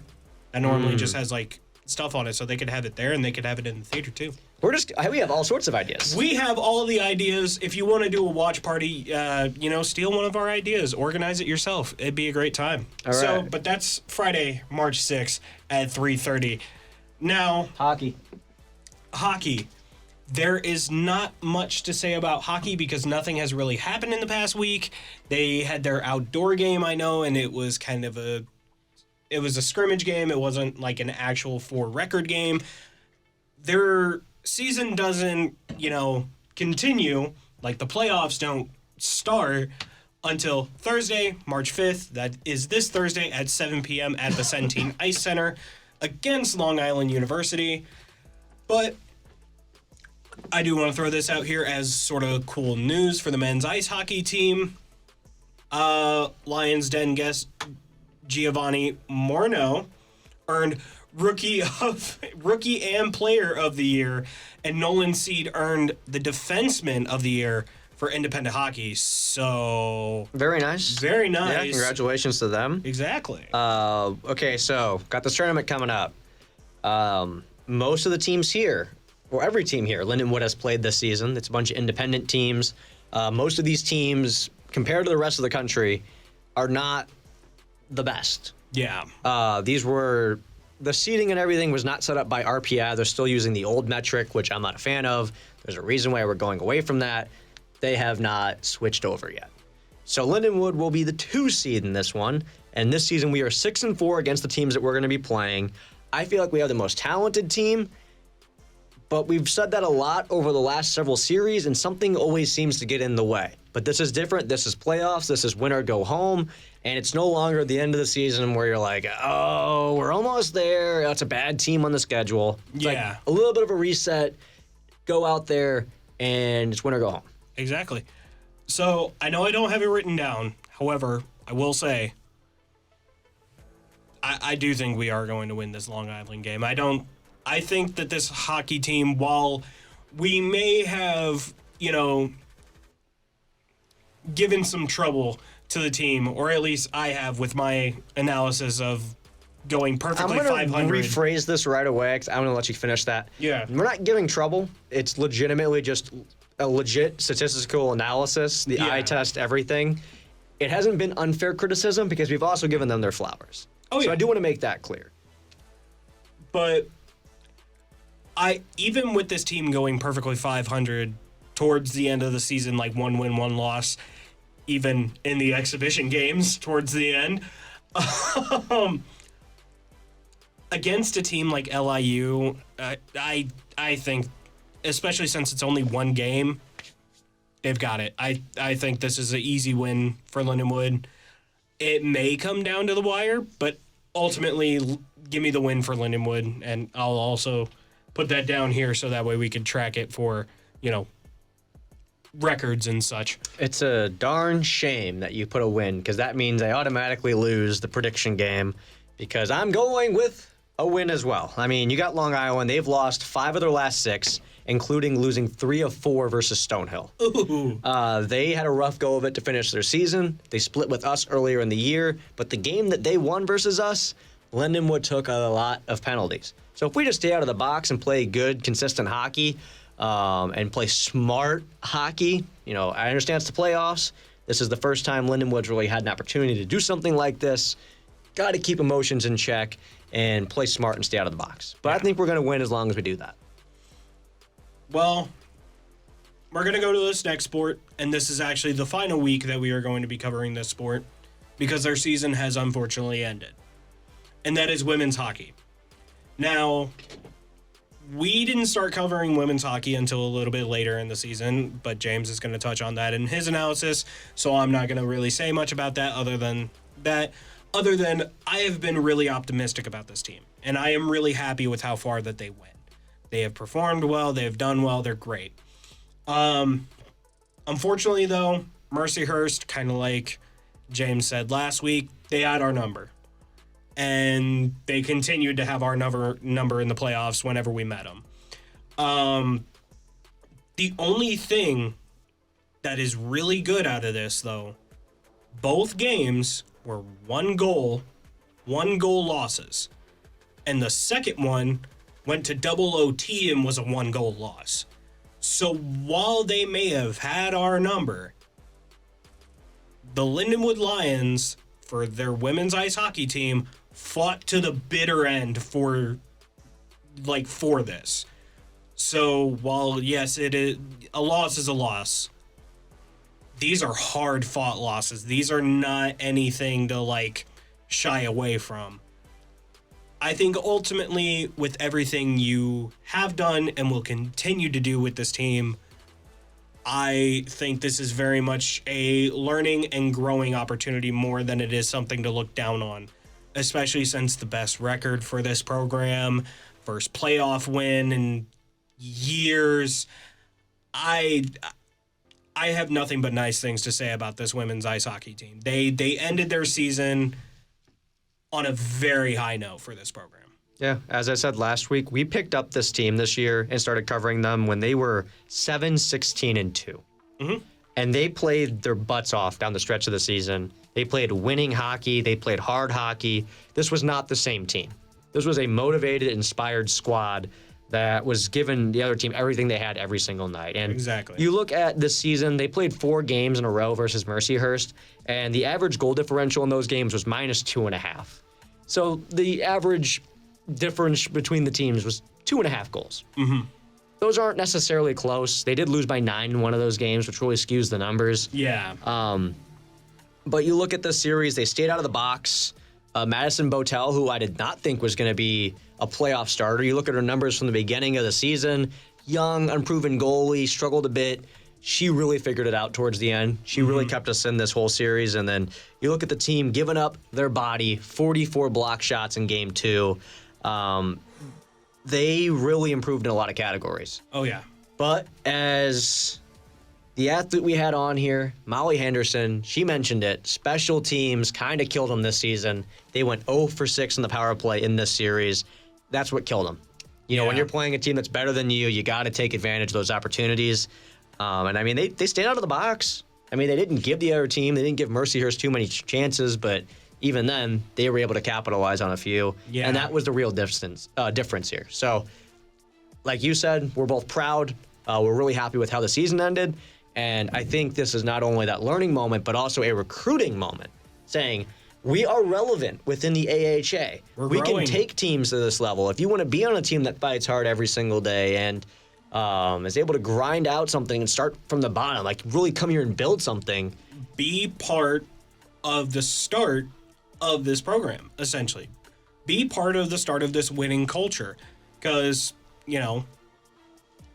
first playoff win in years. Hey, come join this team. We're starting to build something here. You can be a part of it as well. Yeah, Sounds pretty enticing. We got Olympians on this team. We got some of the top scorers in the conference on this team. We got a good young goalie on this team. We got a good coach on this team. So the only thing we're missing right now is, consistent recruiting and people going to the games. But, that's a problem for next year. That will forever be our gripe, is going to the games. I mean, I understand that we're all busy. Like, we're both big sports fans. And how many games realistically can we get to? You live off campus and I work. And you're also trying to get the full college experience. So unless friends are going with you, it's kind of hard. So that's where I think athletics needs to force the D1 teams to go support the other D1 teams. Like, have it written in. All right, on this date, rugby team's going here, the soccer team's going here. It would suck for the players, but when they have done it in the past, the atmosphere is way better. Yeah. I will say this. While you do main media, I do stuff for esports. So that also takes up that time of, like, you're broadcasting for the major physical sports. I'm broadcasting for esports and all that, which all that is streamed on twitch.tv/LU esports. If you want to go ahead and go give them a follow. Chilling out. Hey, man, promotion. Hey, we promoted a few things on the show today. We have, and the great part is, and we're off track, but before we get into men's volleyball, we are now also going to be covering Marvel Rivals on Fridays. That'll be fun. And I do Rainbow Six on Thursdays. So if you're a nerd, sorry. If you're a nerd, come tune in. No, I used to be an esports guy. I was Rocket League, though, because it was the closest thing to normal sports, which we have that as well. Rocket League won last week. Really? They won their first game of the season last week. It was great. I was hearing like, I don't know if we're going to win this one. Well, I'll say this. For those who don't know, there is a rank in Rocket League called SSL, Supersonic Legend. And that is essentially... It's top rank in the game. Ungodly good at the game to where it baffles me that some people are able to play at that level. Yeah, it's thousands of hours to get to that point. In car soccer. But they had one of those guys on the opposite team, and Lindenwood, they were able to shut him down. They were able to win, and it was awesome. But that's my little tangent on esports. Continuing on, though, with men's volleyball, who is on an absolute tear. Like, ever since Ball State, they haven't dropped a game. They are 12-2. They're coming off of a 2-game win against Fort Valley State. Out of the 7 sets that were played against Fort Valley, Lindenwood only gave them 1. It was almost a complete shutout weekend. Right. It was almost going to be a very bad weekend for Fort Valley. They also, Lindenwood did, improved to number 10 in the rankings. And their next matchups are also going to be ranked opponents, so they might go even higher, but... That's the hope. That's definitely the hope. But I mean, this is a successful weekend. You're playing a team you've never played before. And yeah, you did drop a set, which not a big fan of, but that also happened earlier in the season too. When they played, I believe, Missouri S&T, they dropped a set in that one. Mm-hmm. You're like, what are we doing? And then they figured it right back out. So It's going to happen. You can't be at your best all the time, and especially in these trap games against teams that you're like, okay, they're kind of season fillers. It's not MIVA. It's weird. Anyways, Amir Grant, he's back. He missed the McKendree matchup with illness or injury, I believe. Mm-hmm. It was something. He was like a last-second decision. He was back in there. Always good to have one of the starters back in that you can rely on. And then, like you said, moving up in the rankings. The only thing right now with this team that is still getting at them, and I'm going to talk about it more later, is solving the block. Yeah. It's just this season, I understand that this team is like really well-rounded, and their main weapon that they use is their serve. But they don't have the most elite hitters in the nation. They have really good guys. But one of the big things that they got to continue to work on if they want to get better and get to that national level of being the top guys is figuring out how to solve the block more consistently. Because in the second match against Fort Valley, you saw the block numbers going up. And Lindenwood just either got to learn to tool it or get away from it. Yeah. Because you have a good setter. I mean, you can basically run whatever you want with that guy. Zach Solomon's amazing. Got to find a way to beat that, and this team will be really, really dangerous on top of already being number 10 in the country. Yeah. So, get into our predictions for the next games. They are going to be, I know the first one is against Ohio State University, and I might have lied.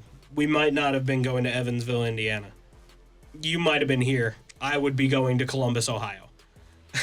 I would probably skip classes on Friday to go to Columbus, Ohio, Thursday night because, well, like I said, I've got people out there. I've got a place to stay out there, but also that campus is massive out there at OSU. I've never been. I will never in my life will I ever go to a school that big. That is ungodly huge. Anyway, but they play March 5th, Thursday, 7 p.m., 6 p.m. Central, because Ohio's weird. They're Midwest, but they're technically an hour ahead. Ohio's weird. So 6 p.m., I don't know if you could watch that one on ESPN Plus. You might be able to. It also might be on the Big Ten Network. If it's not listed on there as ESPN Plus, then it's Big Ten. Okay. So, which means, sorry. Yeah. Sorry, you gotta subscribe to the Big Ten Network or, It's nowhere. I promise you, nobody is pirating it. I wish somebody was. Maybe they have a radio network there for Ohio State you can tune into. Hey, maybe. All you have to use is a VPN for that. Exactly. As far as I know. There's a bunch of good free ones out there. But then the game after that is March 7th on Saturday, where they will actually go to Northern Kentucky University. That is at 1 p.m. Central. Both of those are MIVA opponents, by the way. And I believe Northern Kentucky, this is their first year in the MIVA. I may be wrong on that, but I think that is the case. They are fairly new, and their record very much shows for Northern Kentucky that they are very new. I'm actually predicting a win against Ohio State University because Ohio State, while they are a good team, they're not near as powerful as this Lindenwood team. They don't have the mechanics that they do. They've beaten big names like Ball State and Purdue, but they're also coming off of a 2-game loss, and those 2 games are Loyola and Lewis, which Lindenwood have already taken care of. And Lindenwood has also beaten Purdue. We just lost to Ball State, but Ball State is also ranked. I have the rankings here. Why am I guessing? Ball State has fallen back since the Lindenwood meeting. Ball State is number 9 now. Mm-hmm. So, and I know there's been some controversy on that, like on Instagram. There's been a lot of complaining from certain programs about the recent rankings and how Ball State's been treated, but that's neither here nor there. This is not a Ball State show. No, it is not. It is a Lindenwood show, and that is why I'm saying give me the win against Ohio State, and then also a win at Northern Kentucky University because they're 3-10 currently on a 4-game losing streak. They're not 2-11. No, they're not 2-11, but they are 3-10, which, like you said, if this is their first year in the MIVA, it shows. No, it hasn't been great. They're currently 0-6 versus the MIVA this year, and as a matter of fact, they have not won a set. They've gotten 3-0'd in every single match. That's growing pains. The MIVA is a really tough conference to play in. Mm-hmm. And I'm sure by the end of the season, they'll start to figure it out a little bit. But right now, they are on the struggle bus. So I agree with you there. Lindenwood's going to win versus Northern Kentucky. Now, Ohio State, they're a different beast entirely. A reason why I brought it up earlier, Ohio State is a good blocking team. Yeah. They are really good on the net. They are really good at reading where the ball's going. So Lindenwood has to find a way to adjust to that, and I'm sure they will. I know they watch a lot of films. Zach Solomon said as such that this team watches a lot of video. They know what's coming. But what I want them to see, I want to see this. I need them to attack their setter. They have another setter on their team that is really, really solid. He's like top 10 right now in assists per set in the country. Mm-hmm. Only a few spots behind Solomon. I would like to see us attack him more, make sure he's getting the first touch, and just kind of throw off the rotation a bit. Make them uncomfortable off of rip. Yeah. I mean, you are going to be on the road in a hostile environment. I assume Ohio State's going to support their team pretty well. Just make the other team as uncomfortable as you can off of rip. And if the service errors start to pile up, just keep going at it. Because that is a strength of this team is, like, yeah, there's going to be service errors. Yeah. But when the ones that go over the net are just so valuable right now. So, again, I think that's where you gave us an analysis, but you didn't say... Oh, my bad. W's all around. Okay, there we go. Sorry, my bad. My sincerest apologies. the analyst in you just loves to break this down. Yeah.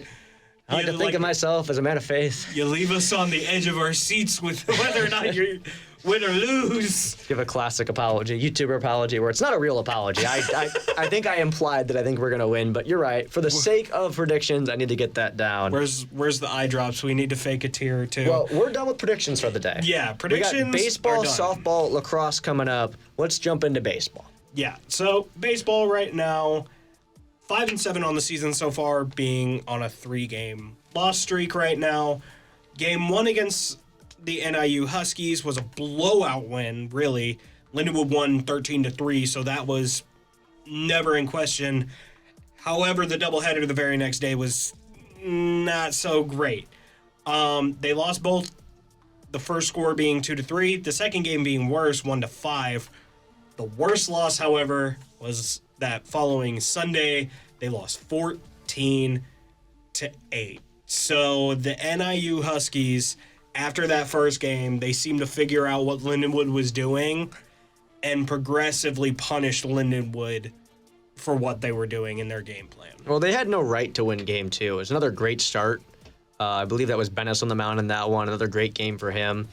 He's just on a roll. I mean, if he keeps this up the rest of the year, it's not just going to be OVC nominations for him. It'll be national. I mean, that's how good he's been. He's been that dominant. Yeah. But the bullpen kind of sold. But what I want to get at here is that the offense right now is just not clicking on days where they're getting pitching. You know, they're scoring a lot of runs in games where they're getting killed. And in games where they're getting solid pitching, it's just not working. And I think a big part of that right now is the inconsistency from a strikeout percentage. This team right now is striking out 27.5% of the time.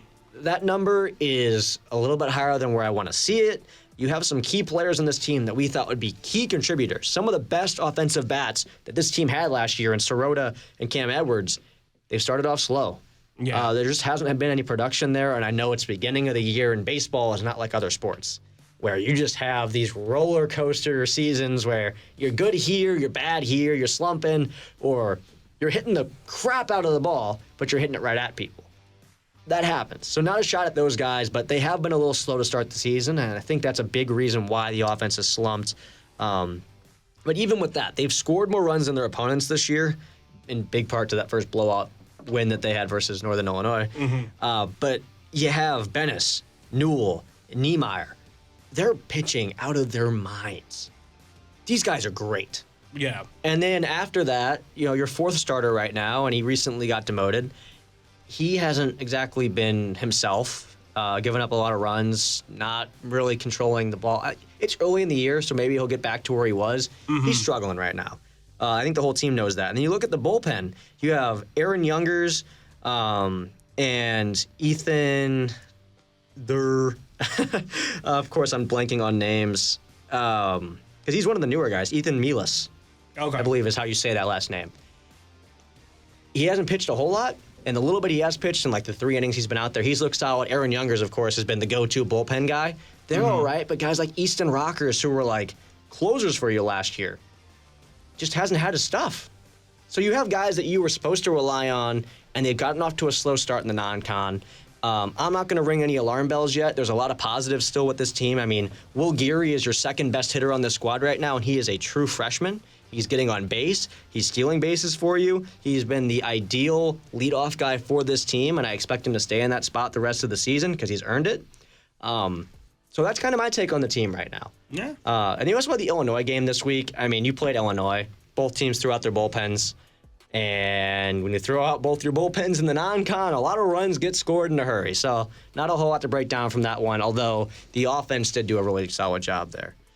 Now, before we move to softball, I know I've been talking a lot. Yeah, of course. There's a rumor floating around that I've heard from insiders, that I've heard from parents, that apparently the series that I went to versus Arkansas Pine Bluff wasn't scored properly.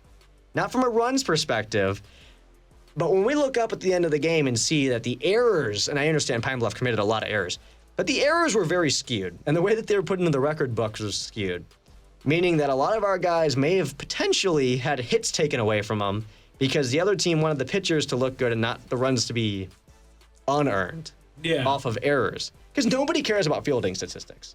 Nobody looks at them. Like, yeah, you look at them to figure out how you want to attack teams, how good is their fielding and stuff. But from the outside, from a recruiting standpoint, almost nobody's looking at it. Yeah. So they might have been doing some stuff, kind of cooking the books here a little bit to make their team look a little better. And unfortunately, some of our stats, we might have lost a hit or two there to start the year. Okay. It's just a rumor.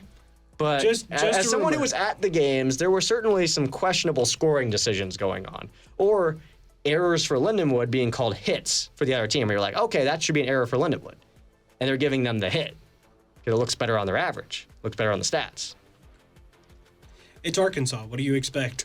I'm not going to say that. I'm not going to accuse them of necessarily doing it. Maybe it was all incidental. Maybe it just worked out that way. Oh, I don't mean that specifically for the team. I mean that specifically for the state of Arkansas as a whole. Why? I don't know. You just have beef with Arkansas now? It's one of those Midwestern grudges. I wouldn't consider them Midwest. They're Midwest. I'm not considering them Midwest. They're the South. They are the beginning of the South. I'm kicking them out of any Midwest. Any Midwest graph usually ends at the bottom of Missouri. No, I think No, because there's got to be another one under there. No. What's the state that's under Illinois? I should know this. I don't know this. Well, it's basically you have Arkansas. Arkansas is right underneath Missouri, and it kind of goes underneath Illinois. No, it stops at Missouri. That's why there's the battle line for Mizzou. Yeah, but the border still shares because they're all touching. We are not geography majors. We are broadcast communication majors. Man, that Well, let's talk about softball while I Google this. that really you get us showed- started here. that really showed some NA, some That's that Lindenwood education, baby. that North American education. I'm not blaming Lindenwood for that. We should just pay more attention to our classes, dog. All right, USA map. All You right. get started on softball. I'll give us an Softball. answer. They're sitting at 8-10 with the last two games being wins to wrap up the Lindenwood Invite Tournament. So that's awesome. Final game against ISU was canceled, but they won one and lost one to both Valparaiso University and Green Bay. I have no idea if I said that first university right, but that's how were it looks. close. So their best game, however, was a 10-3 beatdown against Green Bay that Saturday after the loss. So overall, it wasn't bad. They probably would have broken even if Indiana had played that last game. However, that game was canceled. So they walked out of the weekend 2-3. What do you think about that? I think that we're really dumb. Actually, I forgot that Missouri and Kentucky actually do share a border right underneath Illinois. So if you go straight down to the lowest point of Illinois, there's a border with Missouri and Kentucky, which I forgot existed. I forgot Kentucky went over that far. Yeah. If you keep driving directly south from the most southern tip, you go into Tennessee, and then from there you can get to Mississippi if you keep going down. Arkansas is right there, and you could easily just drive through Illinois, cut through a small part of Missouri, and get in there. But we're not the traffic and the travel show. We are the Lions Den. So we will talk about softball, and there's a little bit to unpack here because everything with this team feels off right now. Yeah. Last year, there were a lot of big moments. They were a little bit of hot and cold at times. But right now, they score when they're giving up a bunch of runs. When they get good pitching, they're not scoring a lot of runs. Yeah. Sound familiar? That's because the baseball team's doing the same thing. But one of the big things is you have Tori Hatton right now. She's supposed to be your top power bat. She's a leader. She's a senior, one of your best hitters. Started off the year really hot. Actually got a lot of votes in the 3 Stars of the Week for their first opening series. She's cooled down. And it hasn't been the strikeouts. It hasn't been, her just not being herself. She's putting balls in play, clearly. I mean, that's what the stats say. I can't watch the game because they haven't been broadcasted, but the baseball statistics really do give you a good picture of everything. Yeah. And you look at it, she's not striking out. It's not like she's walking a bunch. There's a lot of sacrifices that she's had to make where it's sack bunts, so she's giving herself up, and then putting the ball in play and things not going the right way.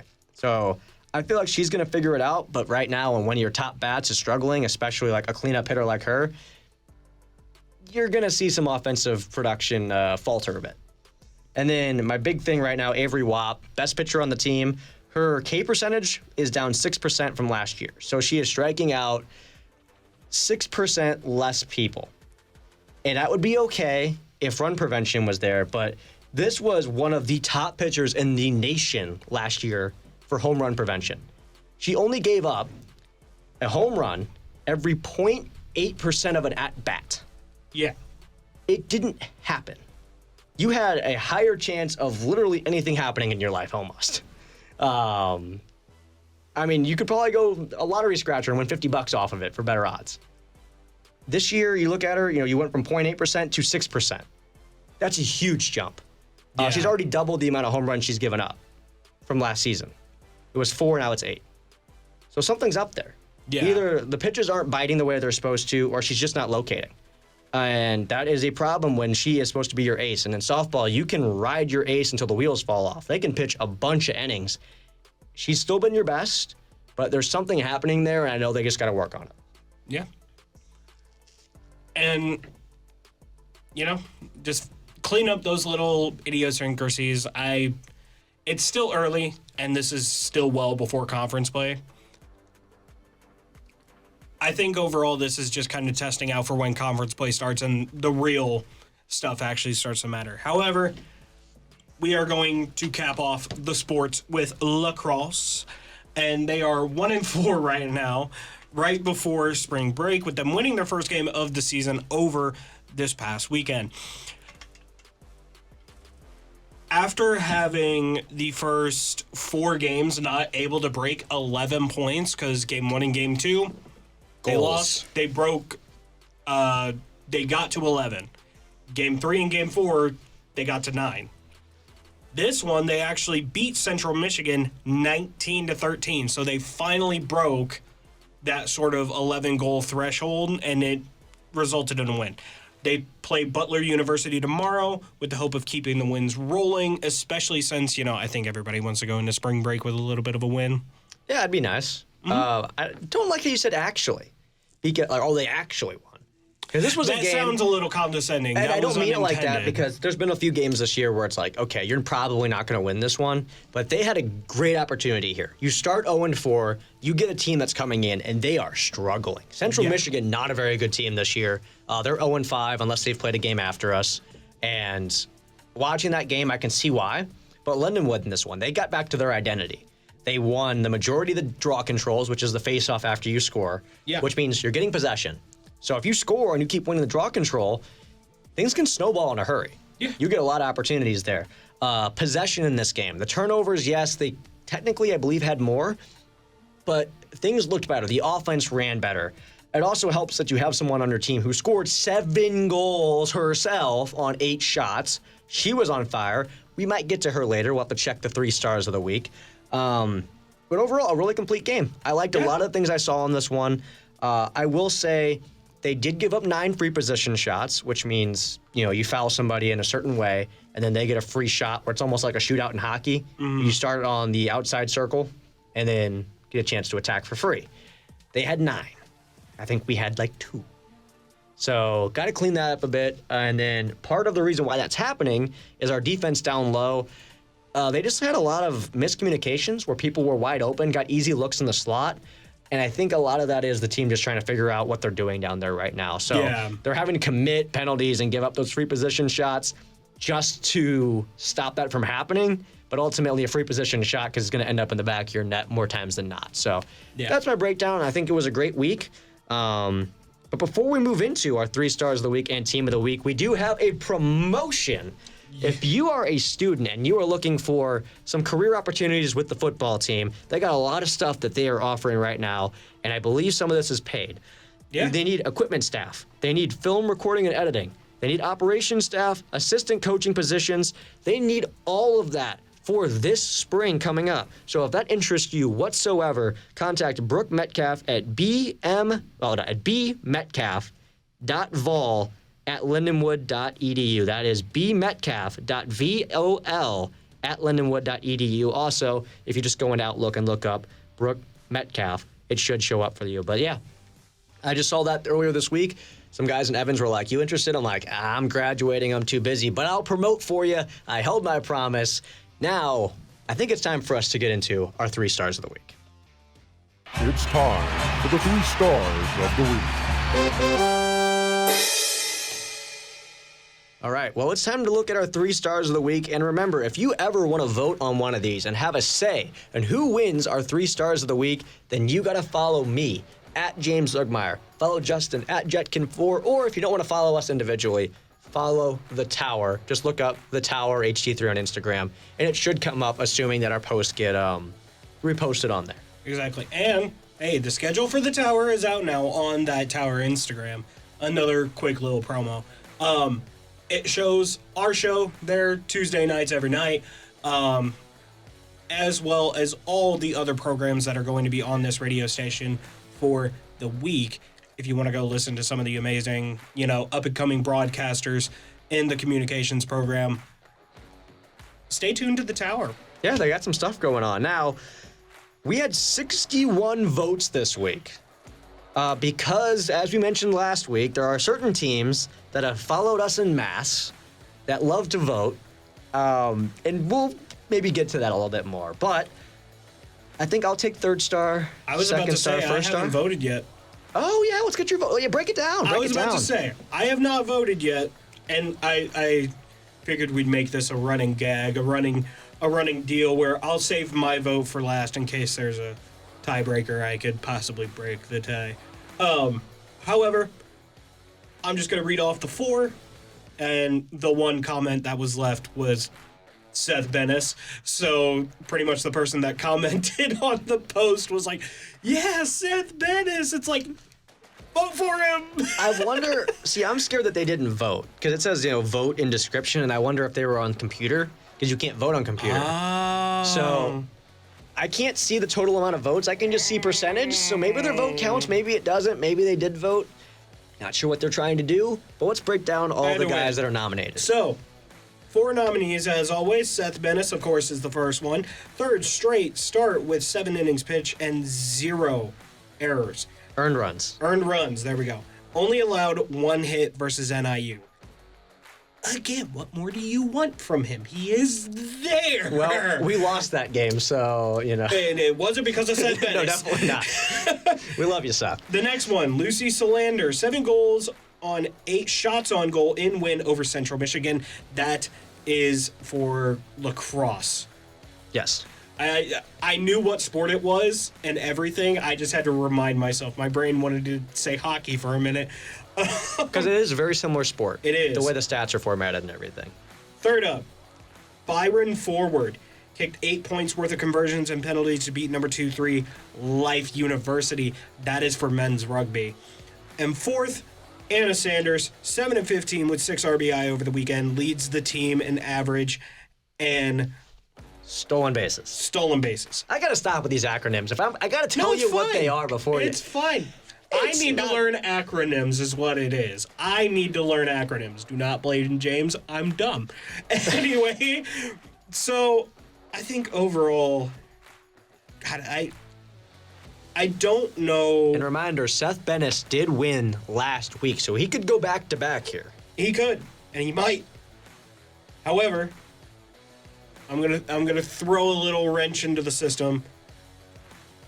I know how hard it is to kick, I will say, I never did it professionally, I never did it in a game, but I know how hard it is to kick like a football or any sort of ball like that, let alone rugby, especially enough to get 8 points worth, because they always have those challenges where it's like, oh, it's super easy to kick it through the uprights, and then it doesn't even leave the ground. It just whiffs off to the sideline. And it's harder in rugby because they kick from all the funky angles, too. Exactly.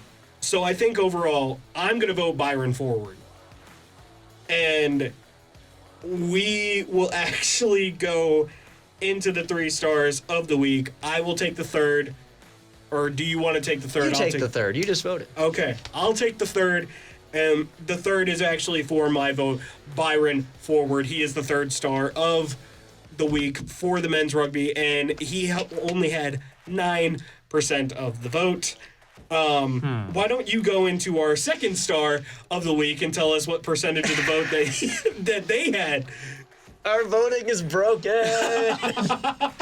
There's just no chance for any other sport to win anything right now. I don't know what to do. It's All right. spring. It's spring, baby. It's spring. He earned 2nd star of the week. He won last week. He just keeps going. 7 is his number. It's only 7 innings pitched, 0 earned runs throughout the entire season so far. Second star of the week is Seth Bennis. Now, that means we have a new top star of the week. Is it Solander or is it Sanders? I'm going to spoil it for you. There's a lot of Ander going on there. There is. I'm going to spoil it for you guys. It's spring. So what does that mean? That means our top star of the week, James, if you wouldn't mind. Anna Sanders. It's not even close. Well, it's kind of close. However, with 48% of the vote, she won, and I think this is actually her second time winning top star of the week. So, congratulations to Anna Sanders. Is our voting broken? Is it just going to be Seth Bennis and Anna Sanders? I feel like this is going to be a feud between them. They're going to fight for it the rest of the semester. This is like Molly Henderson or like Alicia Jones all over again. Yeah. Where it's just like it's the same people winning because their sport is finally in season and everyone starts following us. So that's why I said it's broken. It's not like these people don't deserve it, but they're all great players. The lacrosse team does not follow us yet, so lacrosse doesn't have a chance to win. And then you have softball and baseball, which does follow us en masse. So they all and it's a pack mentality with those teams. They're really tight. And then rugby doesn't follow us all the way yet, but they probably will after this week. Probably. So right now it's really a battle of who's following us. So I guess what you got to do if you want to win is give us a follow. Yeah. Keep an eye on our Instagram. You can vote. I have an open Instagram, so anything that he posts immediately pops on my page. I don't have my stuff locked anymore. All right. Well, you have to get your vote in for Team of the Week. That's right. Let me run through the teams of the week, and I will go ahead and put my vote in based on what these are. Now, all of these stats are a shock to me, even though we did break them down and everything on the show. I do want to preface this with, I don't read these posts before we do the show. Because I used to. I will say I used to. Yeah, you did. But now that we're doing this voting thing, I don't read them until the show, so that way I can genuinely give you my first thoughts. That being said, number 3-5 men's rugby. That's right, they are on here for Team of the Week. Beat number 2-3 Life on the 78th minute penalty. First win versus Life since 2023, and I know we talked to Mark about that. They're ecstatic, and deservedly so. They're playing phenomenal. They are one of the teams of the week. Women's basketball won a share of the OVC regular season championship. First time in Lindenwood history that has happened. So, that's a good one. That's a good one. Number 10, men's volleyball. First time being ranked in top 10. Another 2-0 week for this unit. So, overall, this has been a historic week for those three teams in particular. Lacrosse secured their first win of the season, 4th straight win over Central Michigan. Now, don't get me wrong, I like lacrosse, but this is definitely going to go to one of those other teams. Can I give you a fun fact? Yeah. I believe that the first time, it's the 4th straight win. The first time we played them was 2009. So we've never lost to them, but there's a really fun breakup in the stats where it's 2009. 2022, 2023. So there was a 10-year span where we just didn't play them. Just generational. We were NAIA during that time. Generational beatdown. That's all it is. I'll say this. I'm torn between basketball and volleyball. But I'm going to vote volleyball. Because while the women's basketball is very, very, historic. It's great. I want to save that vote for when they win the OVC championship. When? When. I love that. I'm confident on that one. So I'm going to give my vote to volleyball, and wow. Wow. Wow. Yep. Wow, I wasn't even close to getting that one right. But you know what? I believe volleyball deserved it. You weren't close because your team of the week is your undefeated men's rugby team for their win over Life University. And I will say this, I think that's deserved. I was surprised you didn't give them your vote, because, volleyball, they took care of business this week. Yeah. They got an accolade that was out of their control, and they had top 10. But the rugby team got the monkey off their back. There's a high chance within the next few weeks they're number fair. 1 in the country. I think the rugby team earned it. I'm super happy to give them the award for this. I don't know. There's something about having that top 10 team in the nation in a sport. It's hard not to give them their flowers when doing that. And this is probably one of the hardest votes that we've had for Team of the Week in so long. Right. Because rugby did something that was, so incredibly impressive. Women's basketball did something that was so incredibly impressive. And men's volleyball did something that, again, 3 historic things happened this week in 3 different sports, and it's almost impossible to pick which one you want. I'd love to feature all 3 as teams of the week, but it came down to one team, and honestly, I am kind of glad that it went to rugby. Rugby, rugby episode, rugby gets the team of the week. Now you just need to vote for your players on the players of the 3 stars of the week. But Well, man, It was a long show. It's been an hour and 55 minutes since we've gone live. it has. I'm tired. I need a shower. So thank you guys all so much for tuning into the Lions Den. We appreciate it.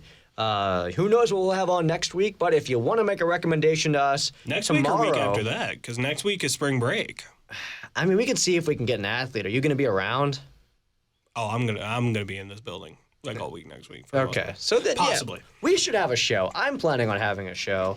We don't know if we're gonna have an athlete, but if there's someone you want to see, follow us on Instagram @ James Zugmeyer, @ Jetkin4, or follow @The Tower, and then hopefully we'll get all of the 3 stars of the week and our team of the week posted on Instagram tomorrow. If you missed anything from today's show, be sure to tune in on YouTube @ The Roar Network, and we should have that episode up either tomorrow or maybe tonight. Maybe tonight. But this is a pretty big file size. It's 2 hours worth of video that I have to put over, 2 hours worth of audio, and my laptop does not love the thought of that. So I might just let it sit overnight and let it do its thing and then upload it in the morning. We'll see how it goes. Either way, thank you guys so much for tuning in. We'll see you guys next week. Thank you for listening to The Lions Den. See ya. Thank you for listening to The Lions Den.